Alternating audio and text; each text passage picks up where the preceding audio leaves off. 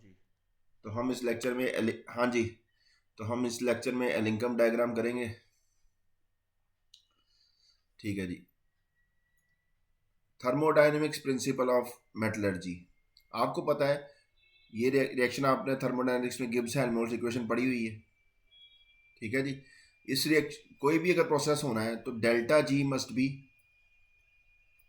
Negative, delta H negative भी हो सकता है, पॉजिटिव भी हो सकता है। Overall delta G must be negative अगर किसी प्रोसेस ने होना है।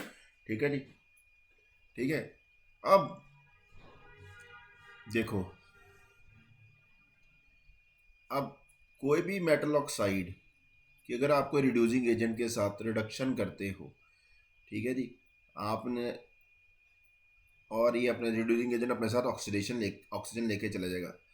कौन सा रिड्यूसिंग एजेंट यूज करोगे वो डिपेंड करता है डेल्टा जी की। जिस ओवरऑल ये रिएक्शन जब होगा तो डेल्टा जी अगर नेगेटिव हुआ तो वो वही रिड्यूसिंग एजेंट आप यूज कर सकते हो, अदरवाइज कोई और रिड्यूसिंग एजेंट आपको ट्राई करना पड़ेगा। ठीक है जी। ये होता है बेसिकली। अब ये देखो होता क्या है, मान लो आपका मेटल ऑक्साइड जब टूटा, मेटल बना और ऑक्सीजन बन गई। ठीक है जी। गैस, ये सॉलिड। ठीक है जी। अब आपका रिड्यूसिंग एजेंट कोई मान लो कार्बन है, वो ऑक्सीजन के साथ कंबाइन करा, कार्बन मोनोऑक्साइड बन गई। ठीक है। इसके लिए डेल्टा जी, इसके लिए डेल्टा जी, मान लो इसके लिए पॉजिटिव है, इसके लिए नेगेटिव है। अब अगर आप चाहते हो कि कार्बन को यूज करना चाहते हो एज रिड्यूसिंग एजेंट, तो अब क्या करोगे, आप इन दो रिएक्शन को क्लब कर लोगे। डेल्टा जी वन रिएक्शन के लिए और डेल्टा जी टू दोनों को ऐड करके अगर आंसर नेगेटिव आ रहा है तो मतलब आप वो रिएक्शन कर सकते हो।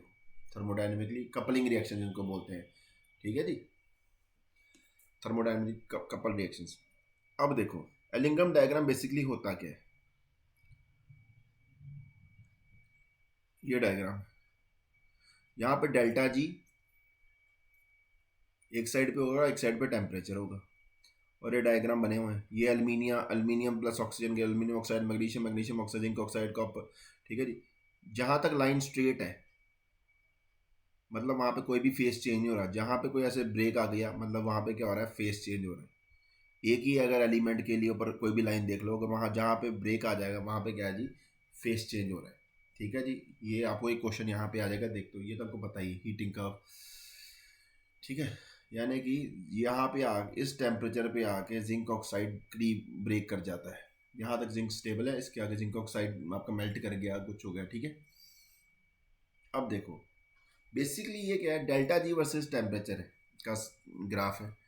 और देखो जो चीज जितनी ज्यादा stable, more stable thing has got more negative delta G. जिसके लिए डेल्टा जी की वैल्यू ज़्यादा नेगेटिव, वो ज़्यादा स्टेबल है। अब ये देखो ये स्केल ऊपर जाते हुए तो नेगेटिव में वैल्यू कम हो रही है। यानी कि इन सब में से सबसे ज़्यादा स्टेबल ऑक्साइड को डायग्राम को देखिए कौन सा, यानी कि मैग्नीशियम ऑक्साइड जो है वो एल्यूमिनियम ऑक्साइड से भी स्टेबल है। Zinc oxide, aluminium oxide intern इससे ज़्यादा स्टेबल है। ऐसे जो नीचे वाली कर्व है वो अपने वाले ऊपर वाले कर्व से क्या है, ज़्यादा, जो ऑक्साइड है नीचे वाला oxide is more stable then the upper oxide. ये तो ये पता लग जाएगा आपको, देख के डायग्राम बोलेंगे बताओ कौन सा ज़्यादा स्टेबल है। ठीक है। दूसरा क्वेश्चन जो आपको इस ग्राफ में आ जाता है, जो स्टेबल है, मान लो अगर आपने एल्यूमिनियम ऑक्साइड के अंदर मैग्नीशियम डाल दिया तो मैग्नीशियम का ऑक्साइड बन जाएगा, एल्यूमिनियम मेटल बाहर आ जाएगा। क्यों? क्योंकि एल्यूमिनियम ऑक्साइड के मुकाबले मैग्नीशियम ऑक्साइड ज़्यादा स्टेबल था। तो मैग्नीशियम इसमें से ऑक्सीजन उखाड़ के अपना कंपाउंड बनाने की कोशिश करेगा, एल्यूमिनियम बाहर आ जाएगा। ठीक है। यानी कि जो नीचे वाली कर्व होगी वो ऊपर वाले, जो नीचे वाला एलिमेंट होगा वो ऊपर वाली कर्व में से एलिमेंट के ऑक्साइड को रिड्यूस कर सकेगा। यानी कि मैग्नीशियम और एल्यूमिनियम दोनों ही जिंक ऑक्साइड को रिड्यूस कर सकते हैं ऐसे। ठीक है। क्लियर? नीचे वाली कर्व ऊपर वाले ऑक्साइड को, नीचे वाला एलिमेंट, जो नीचे वाली कर्व का एलिमेंट होगा वो ऊपर वाले ऑक्साइड को रिड्यूस कर पाएगा। ठीक है जी। और एलिमेंट दे देगा। ठीक है। रिड्यूसिंग एजेंट काम कर सकता है। दूसरा, अब देखो ये कर्व वाली कार्बन मोनोऑक्साइड बन रहा है इस कर्व पे। इस टेम्परेचर से नीचे, ये टेम्परेचर नीचे लिखा हुआ है, इस टेम्परेचर से नीचे, ठीक है जी, ये वाली कर्व जो है जिंक ऑक्साइड वाली कर्व से क्या है, ऊपर है। यानी कि जब कार्बन मोनोऑक्साइड में कन्वर्ट कर होती हो तो अगर टेम्परेचर 1073 केल्विन से नीचे हो तो आप जिंक ऑक्साइड को, कार्बन को, ये वाली एक्सप्रेशन, इन दो रिएक्शन को कपल करोगे तो आप, अगर temperature is less than 1073 kelvin, तो कार्बन जब को आप एज रिड्यूसिंग एजेंट नहीं यूज़ कर सकते, जब वो क्या कन्वर्ट हो रहा है, कार्बन मोनोऑक्साइड में हो रहा है। बट जैसे ही टेम्परेचर ये इससे आगे हो जाएगा, यानी कि ये कब यहाँ पे नीचे आ गई है, तो इस टेम्प 1073 से आगे जो है वो जिंक, ये जिंक ऑक्साइड का ऊपर जा रही है, ये इसकी नीचे आ रही है। इस टेम्परेचर से आगे इसकी कर्व क्या हो गई है, नीचे आ गई। तो ये वाली, अब कार्बन को आप 1073 केल्विन से आगे आप इसको यहाँ पे रिड्यूस कराने के लिए, जिंक ऑक्साइड को रिड्यूस करने के लिए यूज़ कर सकते हो। क्वेश्चन आ सकता है किस टेम्परेचर पे आप उसको रिड्यूस करने के लिए यूज़ कर सकते हो। तो ऐसे आपको देखें जिस टेम्परेचर वो नीचे जा रही होगी कर्व, ठीक है। अब यहाँ पे देख लो, या इस टेम्परेचर तक आप मैग्नीशियम को यूज़ कर सकते हो एल्यूमिना के रिडक्शन के लिए, यहाँ टेम्परेचर तक। जैसे ही इसके टेम्परेचर के आगे मैग्नीशियम का ऊपर चलेगी, एल्यूमिनियम की नीचे होगी, यानी कि इस टेम्परेचर से आगे आप एल्यूमिनियम को यूज़ कर सकते हो मैग्नीशियम ऑक्साइड की रिडक्शन के लिए, ठीक है। आपको नीचे टेम्परेचर भी देखने को बोल सकते हैं, ठीक है। ये क्वेश्चन इस पे आ जाते हैं लिंकअप डायग्राम को देखते हुए, ठीक है जी। ये एक्चुअली स्टेबिलिटी बताता है ऑफ ऑक्साइड्स की। इधर ये डेल्टा जी क्या है, delta G oxide, delta G ये ऑक्साइड बने हुए हैं, delta G formation for oxides, halides, sulphides, ऐसे किसी भी एक ही तरह के होंगे वो। अगर स्टेबिलिटी अगर आप कंपेयर कर रहे होगे डिफरेंट डिफरेंट चीज़ों के, एक ही तरह के कंपाउंड होंगे, ठीक है जी। और एक और बात, जिस पॉइंट पे दो कर्व्स कोइंसाइड करी होंगी वहाँ पे डेल्टा जी क्या हो जाएगी, जीरो हो जाएगी। वहाँ पे यानी इक्विलिब्रियम आ गया है। तो आपको पूछ सकते हैं डेल्टा एच, वहाँ पे कुछ भी हो सकता है, इतनी एंथैल्पी है, कुछ भी है, अगर टेम्परेचर बताओ, एंट्रोपी निकाल दो, आप ऐसे सोच के निकाल सकते हो क्वेश्चन, ठीक है जी। क्लियर है। और आपको अलग से एक न्यूमेरिकल कैसा आ सकता है, जैसे मैंने बोला कि दो रिएक्शन है, AO और gives A solid plus oxygen, और दूसरा कोई रिड्यूसिंग एजेंट है, या दो तीन रिड्यूसिंग एजेंट की क्वेश्चन दी हुई है, उसके लिए डेल्टा जी वैल्यू दी है। जिन रिड्यूसिंग एजेंट के साथ डेल्टा जी और डेल्टा G1 और डेल्टा G2 ऐड करके ओवरऑल डेल्टा जी नेगेटिव आ रही है, वही रिड्यूसिंग एजेंट आप यूज़ कर सकते हो कपलिंग करके, ठीक है। ये आप बात नोट कर लेना, और कुछ नहीं है इसमें लिंकअप डायग्राम, ठीक है। नीचे पढ़ने का जो, अब आप देखो ये ओवरऑल प्रोसेस दिया हुआ है, तो यहाँ पे क्वेश्चन आप देख लेना, इसके अलावा इसमें कोई बात करने वाली है ही नहीं, ठीक है। आपको ये तो लिमिटेशन क्या है, ये आपको बता देगा कि यूज़ कर सकते हो कि नहीं कर, पर रेट नहीं बताता, कितनी तेज़ी से हो सकता है वो नहीं। कैन ओनली टेल यू कि प्रोसेस होगा, रिड्यूसिंग एजेंट यूज़ कर सकते हो कि नहीं यूज़ कर सकते। जैसे the graph simply indicate whether reaction is possible और not, that is tendency of reaction with reducing agent is indicated, this is because it is based on only on the thermodynamic concept, it does not contain explain kinetics of reduction, it cannot answer question like how fast reduction can proceed। ये आपकी इसकी limitation बन गई। how it explain why the reactions are sluggish when every species is in solid state and smooth when the ore melts down, ठीक है जी। it is delta H and delta S values for any chemical reaction may nearly even on varying the temperature, so the only dominant variable in equation T, however delta S depends much on physical state of compound, since entropy depends on disorder of it. It will increase compound melts, since molecular increase the phase change from solid to liquid or from liquid to gas, वो जो एकदम से ऐसे steep rise आ जाता है ना, एकदम से ऐसे पॉजिटिव वैल्यू हो जाती है, ठीक है। तो ये चीज़ होती है, ठीक है। ऊपर से एक चीज़ मैंने आपको यहाँ पे, मेरे को याद आ गया बतानी थी बात मैंने आपको, कि आप देखो जैसे टेम्परेचर बढ़ा रहे हो हर एक के लिए कर्व क्या कर रही है, ऊपर की तरफ जा रही है, ठीक है। क्यों, क्योंकि यहाँ पे देखो एंट्रोपी बढ़ रही होती है, लगातार एंट्रोपी क्या हो रही होती है। ये आप उल्टा कर्व ड्रॉ करते हो, एल्यूमिनियम ऑक्साइड ब्रेक कर रहा होता है, यानी कि जैसे जैसे ऊपर जाएगा डेल्टा जी को लेस नेगेटिव, उतना ये अनस्टेबल, उतना जल्दी ये वापस टूटता जाएगा, ठीक है जी। यानी कि गैस बनती जाएगी, जितना गैस ज़्यादा बनेगी एंट्रोपी बढ़ती, इसलिए कर्व ऊपर जा रही थी। और यहाँ पे कार्बन मोनोऑक्साइड कम है, ये क्या जी, आपका यहाँ पे 1 मोल है ऑक्सीजन का, यहाँ पे 2 मोल कार्बन मोनोऑक्साइड बन गई, यानी कि एंट्रोपी क्या कर रही है, ठीक है जी। इसके लिए क्या कर रही है, एंट्रोपी इंक्रीज कर रही है, जबकि यहाँ पे बाकी के लिए कर्व्स में एंट्रोपी कर रही है, डिक्रीज कर रही है, इसलिए सारी क्या कर रही है, ऊपर की तरफ जा रही है। ये कर्व क्या कर रही है, एंट्रोपी बढ़ रही है, तो ये कर्व किसकी तरफ आ रही है, नीचे की तरफ आ रही है, क्योंकि delta G is equal to delta H minus T delta S. जितनी एंट्रोपी बढ़ती जाएगी उतना ये वाला फैक्टर बढ़ता जाएगा, उतनी वैल्यू का आती जाएगी, कम होती जाएगी, नेगेटिव में वैल्यू आती जाएगी, ठीक है जी। और जितना एंट्रोपी कम होती जाएगी यानी कि उतनी लेस, जितनी नेगेटिव नेगेटिव पॉजिटिव उतना ही ये डेल्टा जी की वैल्यू लेस नेगेटिव हो जाएगी, उतनी कम ऊपर की तरफ जाती जाएगी। ठीक है जी, बात क्लियर हो गई। ये चीज़ बताती है, फिर से बोल रहा हूँ कि ऊपर को जा रही है मोस्ट ऑफ प्रोसेस के लिए डेल्टा एस क्या हो रहा है, नेगेटिव हो रहा है, कम हो रही थी एंट्रोपी। बस इसके केस में एंट्रोपी क्या हो रही थी, बढ़ रही होती है। आप इक्वेशन में देख सकते हैं, यहाँ पे 1 मोल गैस है, यहाँ पे 2 मोल गैस बन सकती है। बाकियों में गैस से किस में कन्वर्ट हो रहा है, सॉलिड सॉलिड सॉलिड, ये गैस बन रहा है। यहाँ पे कितने मोल है, 1 मोल ये, 2 मोल ये, 3 मोल, यहाँ पे भी कम हो रही है एंट्रोपी। ठीक है, बाकी सब केसेस में एंट्रोपी क्या कर रही है, डिक्रीज कर रही होती है। यहाँ पे सिर्फ इसके केस में एंट्रोपी क्या कर रही होती है, इंक्रीज करी, इसलिए इसकी वैल्यू ऐसे आती है, क्योंकि ओवरऑल प्रोसेस क्या है, delta G delta H minus T delta S. जितना ये नेगेटिव में होगा, जितनी ये कम होगी यानी कि ये वैल्यू उतनी कम होती जाएगी। नेगेटिव में आती है, नेगेटिव नेगेटिव पॉजिटिव हो जाएगा, ये ऐड हो जाएगा, यानी कि डेल्टा जी की वैल्यू लेस नेगेटिव होती जाएगी। लेस नेगेटिव होगी यानी कि मोर पॉजिटिव होती जाएगी और ऊपर की तरफ जाएगी, वो ऊपर वाली वैल्यू लेस नेगेटिव है। और जितना एंट्रोपी वाला फैक्टर बढ़ेगा, जितना ये बढ़ जाएगा उतना ये कम नीचे की तरफ आता जाएगा। ठीक है, यहाँ से भी दिखता है, यहाँ जी यहाँ पे एंट्रोपी बढ़ रही है, ये भी बताते हैं क्वेश्चन में। ऐसा क्वेश्चन भी आ जाता है, वो भी देख आया ना दिमाग में।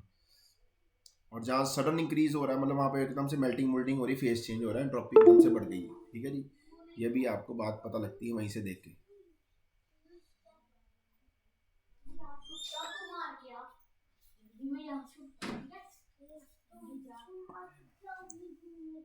अब आप एप्लीकेशंस देख लो लिंकम डायग्राम की। सबसे पहले extraction of iron from its oxide. ठीक है जी, कोई भी आयरन आप पहले तो आप ऑक्साइड बन जाएगा तो Fe2O3 Fe3O4 की फॉर्म में मिल जाएगा। ठीक है, इसको ब्लास्ट फर्नेस में करते हो। ठीक है जी, ये आपको इस स्टेट में कैसे मिलेगा, या तो आपने कोई कार्बोनेट होगा या सल्फाइड होगा, उनको कैल्सिनेशन करी होगी या रोस्टिंग करी होगी। ठीक है जी, कार्बोनेट डिकम्पोज होकर ऑक्साइड बन जाएंगे, ऑक्साइड सल्फाइड्स भी रोस्ट हो गया बन जाएंगे, ऑक्साइड बन जाएंगे। ठीक है, आप क्या करते हो, ब्लास्ट फर्नेस में डालते हो इनको। जो आपका कैल्सीन और रोस्टेड हो रहा है उसको कहाँ से डालना है, ऊपर से डाल देना है ब्लास्ट फर्नेस में। ब्लास्ट फर्नेस एक ऐसी ये लंबी सी फर्नेस होती है। ठीक है जी,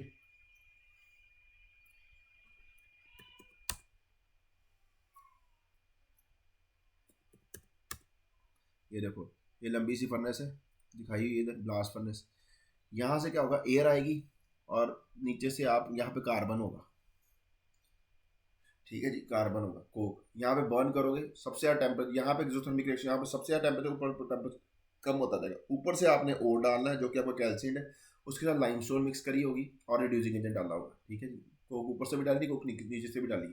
ठीक है जी, ऊपर टेम्परेचर कम है, नीचे टेम्परेचर ज़्यादा है। अब जहाँ पे टेम्परेचर 500 केल्विन होगा यहाँ पे ब्लास्ट फर्नेस पे, वहाँ पे क्या होगा, आपका calcium carbonate decompose calcium oxide carbon dioxide बन जाएगा। ठीक है जी, अब मेनली यहाँ पे क्या होता है, आपका जो Fe है वो किस में कन्वर्ट हो जाता है, पहले तो कन्वर्ट हो जाता है Fe3O4 में। कोई भी होगा किस में कन्वर्ट होगा, Fe3O4 में, वो जो अल्टीमेटली किस में कन्वर्ट हो जाएगा, FeO में। यानी कि अगर आपको पूछें कि at this temperature in blast furnace तो कहाँ पे कन्वर्ट होता है, अप टू FeO तक जाएगा, इसके आगे रिडक्शन नहीं होगी, फाइनली FeO बन जाता है। और यहाँ पे जो आपका कैल्शियम ऑक्साइड बना है, जो आपकी सिलिकेट इम्प्योरिटी, सिलिका इम्प्योरिटीज होती हैं आयरन के अंदर, उसको डिसॉल्व करता है, कैल्शियम सिलिकेट में आता है, उनके साथ स्लैग बना, यानी कि ये फ्लक्स का काम कर रहा है, बेसिक फ्लक्स का, क्योंकि ये बेसिक नेचर होगी। ठीक है, सिलिका एसिडिक होती है। ठीक है, और जहाँ पे आपका 900 से 1500 केल्विन टेम्परेचर, वहाँ पे आपका FeO फाइनली किस में कन्वर्ट हो जाएगा, आयरन के अंदर। ठीक है जी, और ये नीचे आ जाएगा। ठीक है, फाइनली, और ये टेम्परेचर यहाँ पे, इतने टेम्परेचर पे ये रिएक्शन होती है, और बर्निंग ऑफ कोक से हीट जनरेट होती है जो कि आग ऊपर पूरा इसको गर्म रखती है। ठीक है, और ऊपर आपकी स्लैग आ जाती है, नीचे आपका मोल्टन आयरन आ जाता है। ठीक है जी, लाइमस्टोन का काम क्या है जी, आपका सिलिका वगैरह को रिमूव कराना। ये आपसे क्वेश्चन पूछ लेता है, लाइमस्टोन एक्ट एज फ्लक्स। ठीक है, ठीक है, अब जो नीचे आपको आयरन मिलेगी, ठीक है जी, ये सॉलिड वेस्ट ऊपर होगा, आयरन नीचे होगा, और जो यहाँ से आयरन आपका ब्लास्ट फर्नेस से जो आयरन आती है वो पिग आयरन होती है। और आप याद रख लो, ये क्वेश्चन आ जाए, पिग आयरन क्या है, इट इज़ द मोस्ट मतलब इम्प्योर फॉर्म। अगर आप बोले कि आप आयरन की सबसे प्योर फॉर्म कौन सी, इम्प्योर फॉर्म कौन सी है, वो है जी सबसे इम्प्योर फॉर्म पिग आयरन है। ठीक है जी, पिग से आपको पता है, पिग सब गंदा जानवर है तो इम्प्योर गंद खाता है, तो ये अगर आपको आज से भी याद कर सकते हो, pig iron is the most मतलब कि impure form of the iron. ठीक है, बाकी रिएक्शंस में ज़्यादा अपने को डीप जाने की जरूरत है नहीं। ठीक है जी, अब लाइन लो इनको अपने को पढ़ने की जरूरत है, ये वही है, वो सारा इनकम डायग्राम से एक्सप्लेन कर दिया अपने को, उसकी जरूरत नहीं है। आप यहाँ पे क्वेश्चन यहाँ पे देखो, पिग आयरन के ऊपर, the iron obtained from blast furnace contains, इसमें कितनी कार्बन होती है, 4% carbon and many impurities in small amount, जैसे sulphur, phosphorus, silicon. This is pig iron. और ये इसको बहुत सारी शेप्स के अंदर कास्ट किया जा सकता है। It can be moulded into various shape, ये भी क्वेश्चन आया हुआ है, which form of iron can be moulded into various shape, it is pig iron only. इसके बाद अगर आप पिग आयरन को क्या करो जी, क्या करते हैं, रिवर्बरेटरी फर्नेस में हीट कर दो तो आप पिग आयरन को उसमें कन्वर्ट कर देते हो कास्ट आयरन। कास्ट आयरन इससे थोड़ी सी प्योर फॉर्म है, बट प्योरेस्ट नहीं है। Purest form is wrought iron, W से विनर और डब्ल्यू से रॉट, ये याद रख लो कि आयरन की प्योरेस्ट फॉर्म क्या जी, wrought iron. Is different from pig and is made by melting pig iron with scrap iron and coke using hot air blast. ठीक है जी। अब इसमें क्या होगा, जो कार्बन की इम्प्योरिटी होगी वो कम हो जाएगी, क्योंकि आपने कोक के साथ हीट करा तो उसको ऑक्साइड बना देंगे। ठीक है। It has slightly lower carbon 3% and is extremely hard and brittle. ठीक है जी। कास्ट आयरन जो डिफरेंट शेप्स में कास्ट की जा सकती है वो पिग आयरन है, वो कास्ट आयरन नहीं है। नाम से मत याद कर लेना, सबसे इम्प्योर फॉर्म ही डिफरेंट शेप में कास्ट हो सकती है, ऐसे याद रख लो। अब आगे आ गया रॉट आयरन। रॉट आयरन किससे फर्दर रिडक्शन, आप कास्ट पिग आयरन की रिडक्शन करें कास्ट आयरन बन गई, कास्ट आयरन की फर्दर रिडक्शन करोगे तो रॉट आयरन बन जाएगी, उसमें से और भी कार्बन कंटेंट कम हो जाएगा। और मेलिबल आयरन, ठीक है, is the purest form of commercial and is prepared from cast iron by oxidising impurities in reverberatory furnace lined with haematite. Haematite oxidises carbon to, ये हेमेटाइट है, इसको ऑक्सीडाइज कर देगा, जो उसमें कार्बन होगी कास्ट आयरन में उसको फर्दर ऑक्सीडाइज कर देगा कार्बन मोनोऑक्साइड में, और आपके पास आयरन कंटेंट बढ़ गया, कार्बन कंटेंट कम हो गया। लाइमस्टोन ऑल्सो ऐड करते हैं एंड सल्फर, सिलिकॉन, फॉस्फोरस जो ऑक्सीडाइज हो जाएंगे बाद में वो स्लैग बना देंगे लाइमस्टोन के साथ। ठीक है। Remove and free from slag by passing through rollers, ये आप देख रहे हैं ना। ठीक है जी। अब extraction of copper from copper cuprous oxide. ठीक है जी। अब क्यूप्रस ऑक्साइड का आप कॉपर पायराइट है उसको हीट करोगे। ठीक है जी। उसमें पहले वो डिकम्पोज कर जाएगा, कॉपर सल्फाइड, क्यूप्रस सल्फाइड और एफ अलग हो जाएगा। ठीक है जी। जो एफ है वो मतलब ऑक्सीडाइज हो गया रोस्टिंग करने से, एफ में वो सिलिका के साथ कंबाइन करके जो कि फ्लक्स का काम करेगा, यहाँ पे ये फ्लक्स का काम कर रहा है, इसको रिमूव करता है फेरस सिलिकेट की फॉर्म में। ठीक है जी। ये कॉपर मेट होगा। कॉपर मेट में क्या क्या होता है, copper mate still contain copper sulfide and iron sulfide, cuprous sulfide and iron sulfide, ferrous sulfide। अब एक कन्वर्टर में डालोगे, सिलिका लाइन कन्वर्टर, वहां पे क्या होगा आपका FeS जो है फर्दर ऑक्सीडाइज हो जाएगा FeO में, FeO के फेरस सिलिकेट के साथ बन के निकल जाएगा, कॉपर सल्फाइड की रिडक्शन हो जाएगी। ठीक है जी। कॉपर ऑक्साइड ये अपने आप को सेल्फ रिडक्शन करेगा, कॉपर ऑक्साइड आगे कॉपर क्यूप्रस सल्फाइड की फर्दर सेल्फ रिडक्शन करवा रहे, प्योर कॉपर मिल जाएगा, सल्फर डाइऑक्साइड बनेंगे। अब सल्फर डाइऑक्साइड जब गैस बाहर निकलेगी तो इस कन्वर्टर में से जो आपको कॉपर मिलेगा उसको बोलेंगे ब्लिस्टर कॉपर। ब्लिस्टर कॉपर क्यों, क्योंकि फोड़े जैसी पीनेस होगी, सल्फर डाइऑक्साइड जब गैस बाहर निकले उसको पोरस कर देगी, फुला देगी उसको, जैसे फोड़े होते हैं, ब्लिस्टर्स हुए होते हैं, that is why this is called blister copper. ये कन्वर्टर में से कॉपर मेट से बनता है। ठीक है जी। आगे जिंक ऑक्साइड की आप रिडक्शन करा सकते हो कार्बन के साथ। ठीक है जी। आगे electrochemical principles of metallurgy. Pyrometallurgy वही आपने हीटिंग की प्रेस में आपने कार्बन की एक्सट्रैक्शन की, आपने की है, मेटल की एक्सट्रैक्शन करी है, तो उसको बोलते हैं पायरोमेटलर्जी। जो कोक की प्रेस में रिडक्शन करी वो पायरोमेटलर्जी। ठीक है जी। और आपने क्या बोला, अगर लेस रिएक्टिव एलिमेंट के अंदर मोर रिएक्टिव एलिमेंट है तो वो अपना सॉल्ट बना लेता है, उस दूसरे वाले को बाहर निकालता है, इलेक्ट्रोकेमिकल रिडक्शन हो गई है। जो कटायन है वो कहाँ पे मिलता है, आपको कैथोड में मिलता है। अब एल्यूमिनियम की आइसोलेशन, ये भी इंपॉर्टेंट है, ये आपको हॉल हेरोल्ड्स प्रोसेस बोलते हैं इसको जी। ठीक है जी। इसमें क्या है जी, आपका एक टैंक होगा, कार्बन का टैंक होगा, स्टील वेसल, और इसके ऊपर कार्बन की लाइनिंग लगी होगी जो किसका काम करेगी जी, कैथोड का काम करेगी। कार्बन की लाइनिंग किसका काम करेगी, कैथोड का काम करेगी। ठीक है। और आपका जो ग्रेफाइट के एनोड होंगे, एनोड किसके होंगे, ग्रेफाइट के होंगे। ठीक है जी। ठीक है। इसमें आपने एल्यूमिना लेना है इलेक्ट्रोलाइट, और आपका क्रायोलाइट और कैल्शियम फ्लोराइड डालना है। इसका फंक्शन क्या होता है देखो जी, एक मैंने पहले बोला था, एक तो इसका काम क्या होगा, इसका मेल्टिंग पॉइंट लो करना। एक तो मैंने यही बोला था ना आपको, सोडियम क्लोराइड की जब आप करते हो क्या बोलते हैं, उसके अंदर कैल्शियम क्लोराइड उसका मेल्टिंग पॉइंट कम करना था। और दूसरा फंक्शन उसका क्या काम होता है जी, कंडक्टिविटी बढ़ाना। दो फंक्शन होते हैं कैल्शियम क्लोराइड के, एक तो उसकी कनेक्टिविटी बढ़ाना, दूसरा उसका मेल्टिंग पॉइंट। यहाँ पे भी इन दोनों का फंक्शन यही है, lower melting point of the mixture and brings connectivity increase करता है। The fuse mixture electrolysed steel vessel और जब रिएक्शन होगा कार्बन की लाइनिंग कार्बन मोनोऑक्साइड में कन्वर्ट हो जाएगा, एल्यूमिनियम कन्वर्ट हो, ऐसे क्या होगा, आपका कार्बन की लाइनिंग खराब होती जाएगी, ठीक है ना।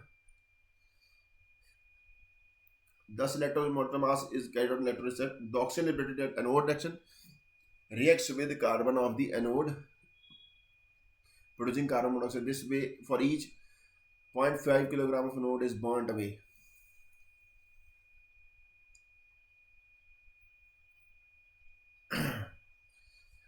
अब copper from low grade scraps, और कॉपर अगर आपको बनाना हो तो वो क्या करोगे आप, इसके अंदर हाइड्रोजन डाल दो, ठीक है, या आप क्या करो स्क्रैप आयरन या कोई बैक्टीरिया डाल दो, एसिड डाल दो, ये खुद तो ऑक्सीडाइज हो जाएगा, हाइड्रोजन ऑक्सीडाइज हो जाएगी H पॉजिटिव में, और उसकी रिडक्शन हो जाएगी, लीचिंग के थ्रू बन जाता है कॉपर आपके पास, ठीक है।